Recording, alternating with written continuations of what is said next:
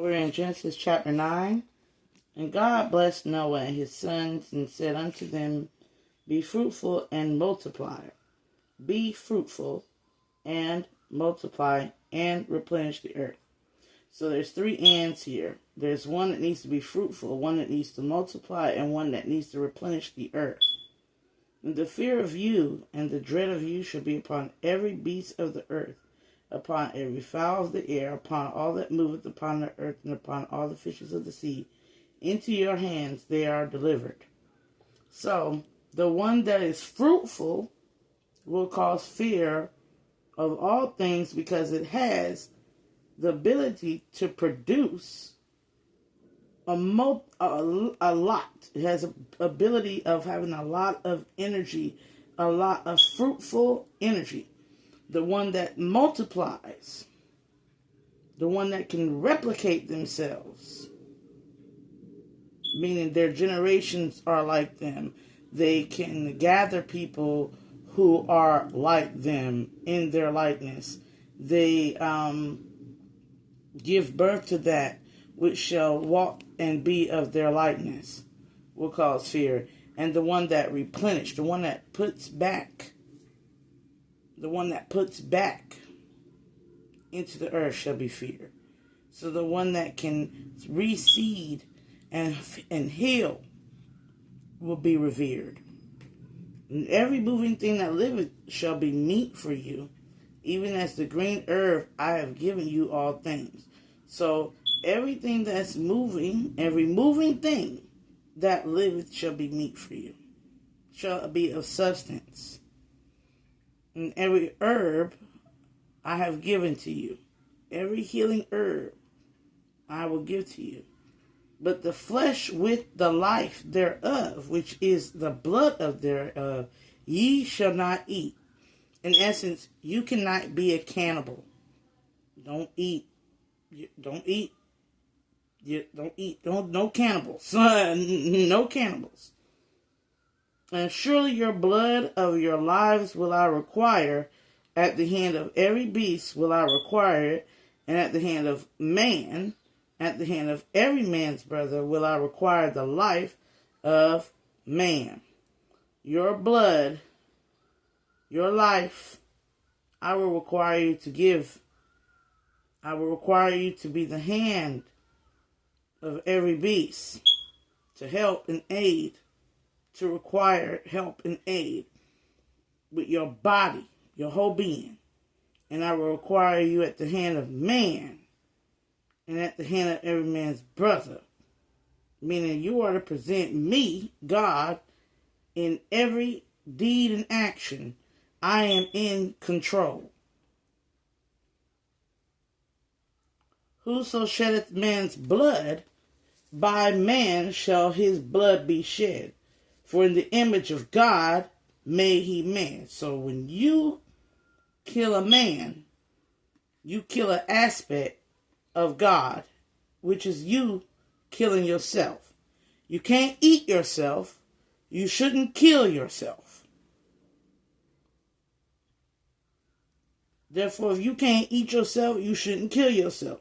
And yourself is everything that's made in the image of God. That's humanity, everything. And you be ye fruitful and multiply, bring forth abundantly in the earth, and multiply therein. Make it where there's more than enough. Because ultimately you're giving God. When you give yourself to God and you present yourself in the world, you are supposed to be a representative of God. You are in the image of God. Therefore, you're a representation of God. Therefore, you should multiply and make things great and abundant upon the earth for all of God's creations. And God spake unto Noah and to his sons with him, saying, And I, behold, I establish my covenant with you and with your seed after you. Now, this is a different deity. Behold, lo. And I, lo. Behold, I establish a promise with you and with your seeds. Now we're going to find out what this behold or lo and behold establish. This is a new being. And with every living creature that is with you, of the fowl, of the cattle, and every beast of the earth with you, from all that go out of the ark, to every beast of the earth, and I, this is a different, and I, me, another self, will establish my covenant with you. Neither shall all flesh be cut off any more by the waters of a flood.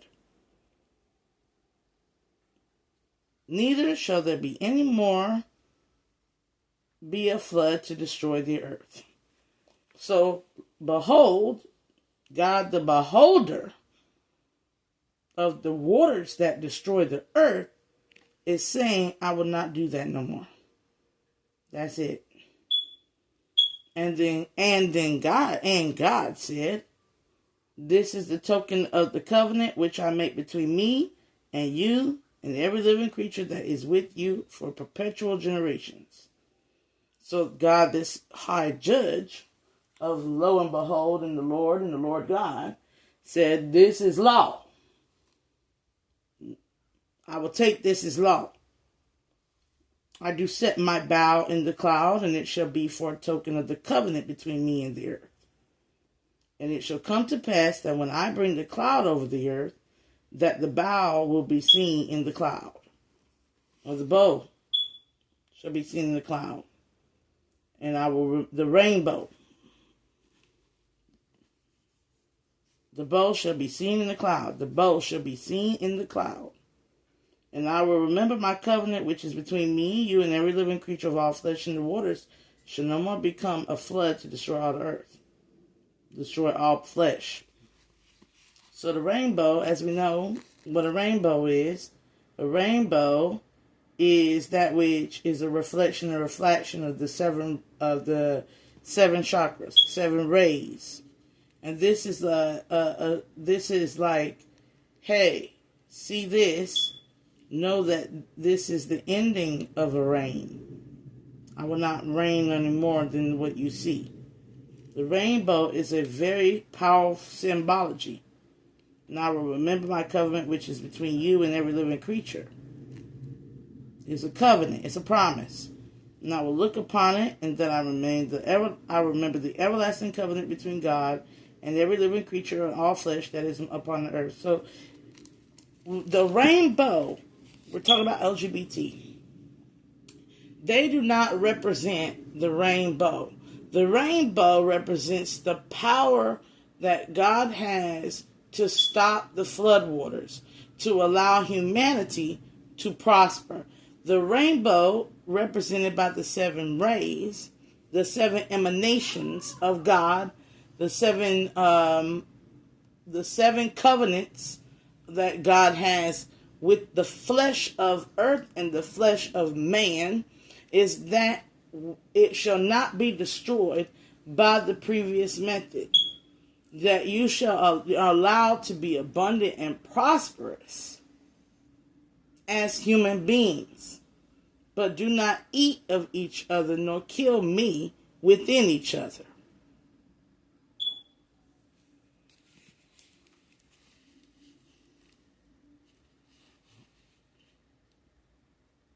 And God said unto Noah, this is the token of the covenant which I have established between me and all flesh that is upon the earth.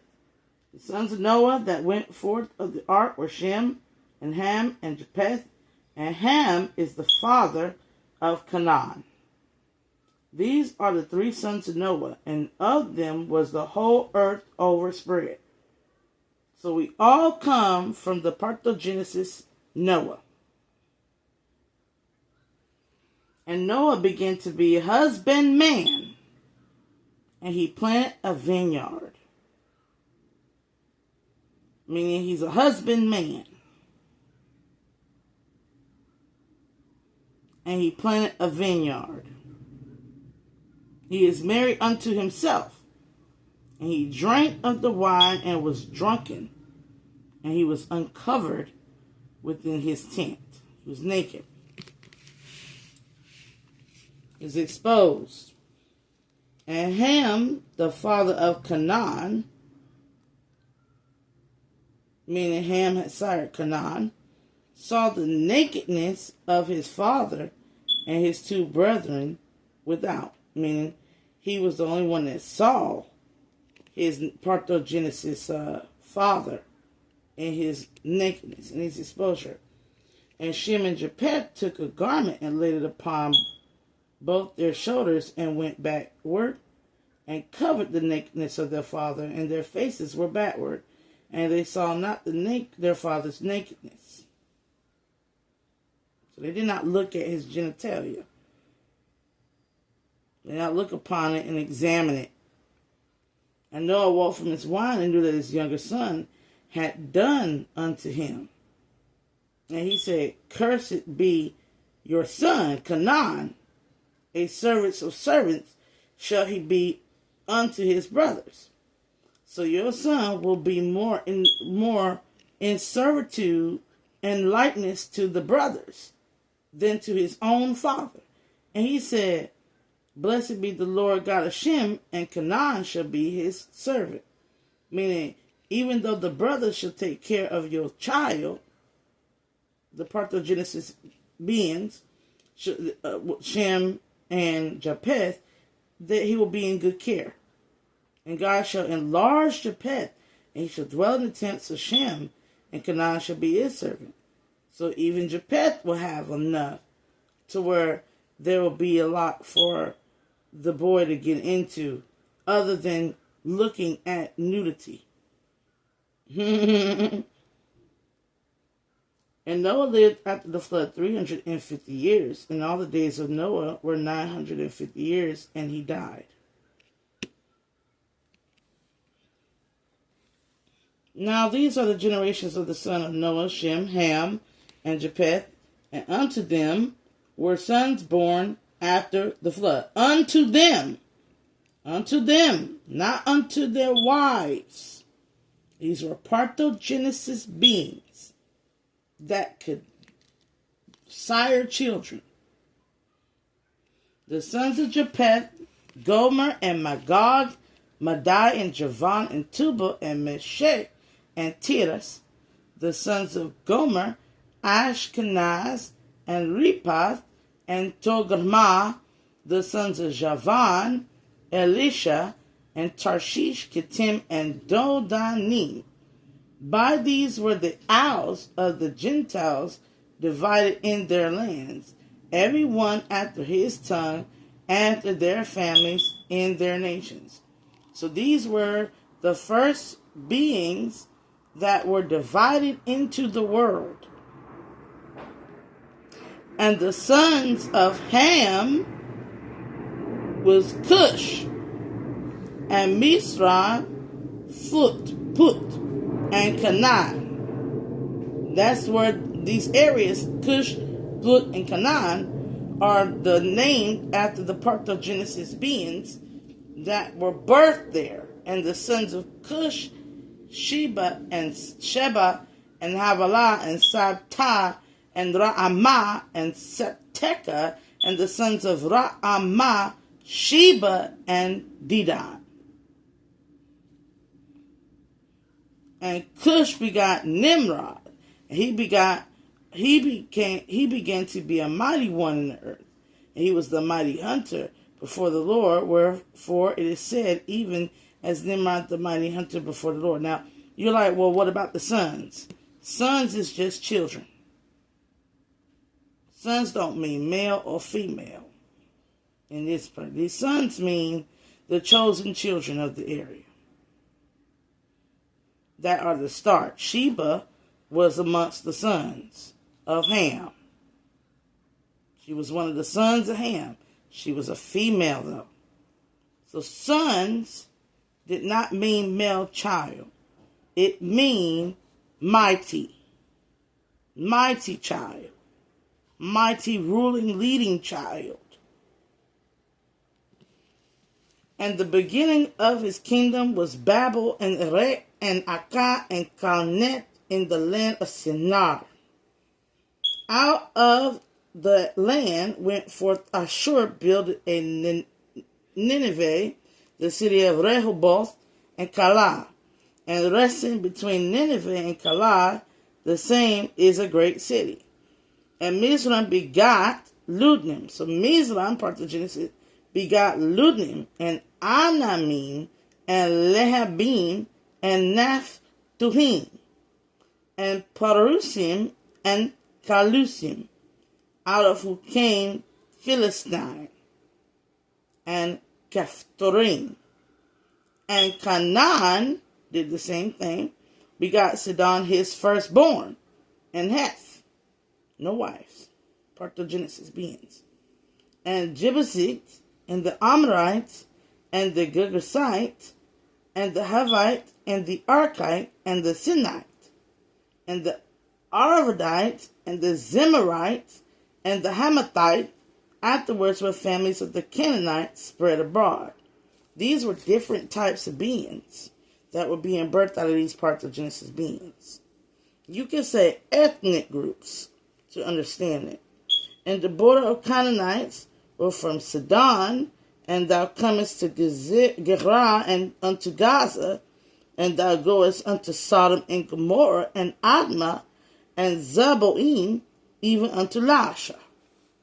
And these are the sons of Ham and their families after their tongues and their countries and in their nations. They were ethnic groups born.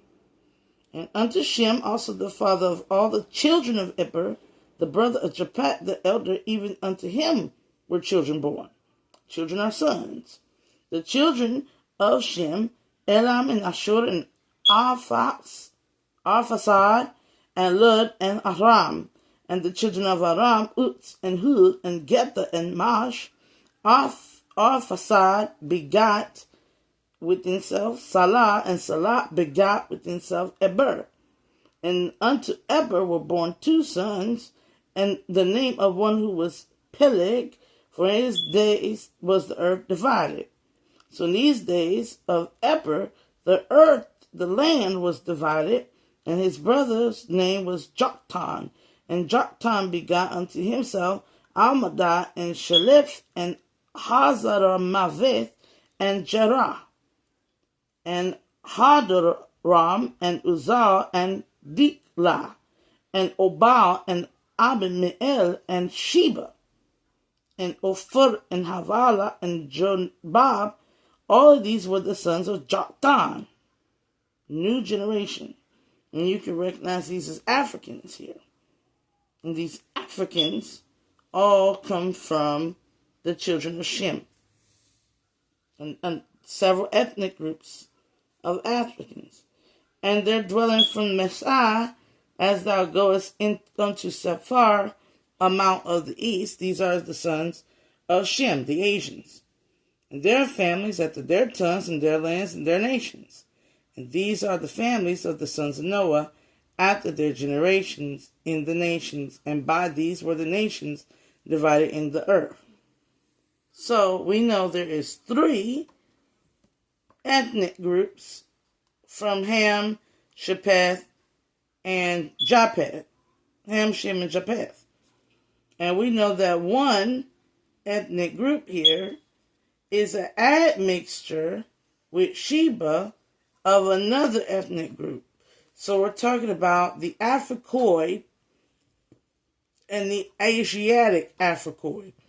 Africoid, Asiatic, Africoid were the 3 primary ethnic groups of the earth. You were either Asian, you were either African, or you were both.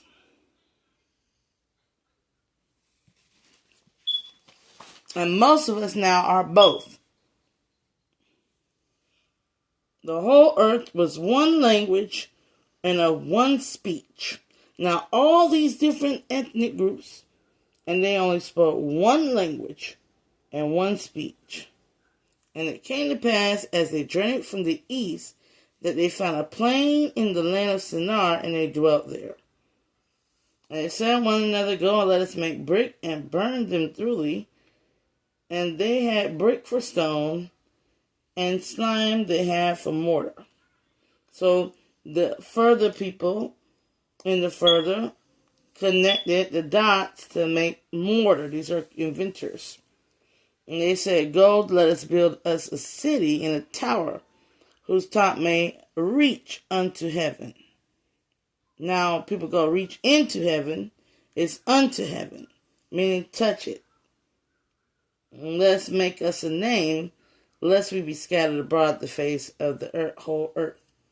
So we're going to make something that can touch the heavens. Just touch it. Or we're going to become something that can touch the heavens. Invoke the heavens. And the Lord said, the Lord is behold, which is lo. Behold, a different aspect or deity. Said the people is one. They all have one language. And they begin to do. And now nothing will restrain them from which they have imagined to do. So they'll always have a way of just comprehending and understanding, and nothing is out of reach for what they imagine. So let us go down and there confound their language, that they may not understand one another's speech. Being that they were so capable and so well communicative, this God came in and decided to make them all have different languages. Now, we're going to figure out why. The Lord scattered them abroad from thence upon the face of all the earth. They left off to build a city. Therefore, the name of it is called Babel, because the Lord did there confound the language of all the earth, and from thence did the Lord scatter them abroad the face of all the earth. So he broke them up and gave them an own language or codex to go and speak amongst all other people.